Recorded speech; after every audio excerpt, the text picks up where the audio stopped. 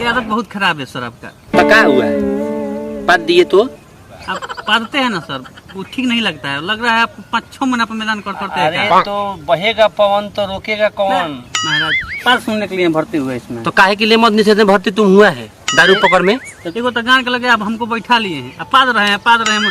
अरे तो तुम हवलदार है तो दरोगा के बराबरी बैठेगा रे। ऐसे माल खराब न कर देंगे। तो पाद सुनने के लिए हम भर्ती हुए हैं। तो काहे मद निषेध में तुम आया है? दारू शराब पकड़ने में काहे तुम आया? तुम जाके डीएसपी कलेक्टर से काहे नहीं रहते? अब बोलो, खुल के बोलो। तो पाद सुनेंगे हम, पाद पकड़ सुनने के लिए हम आए हैं। बाला बाबू के पास सुनना पड़ता है। जो दहिया दिखाई दे रहा है पाद सुनने के लिए बाबू, बाला बाबू के पास सुनना पड़ता है। बाबू सुनना पड़ेगा तुमको।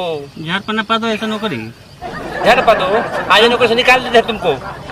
आज निकाल देंगे तुमको नौकरी से।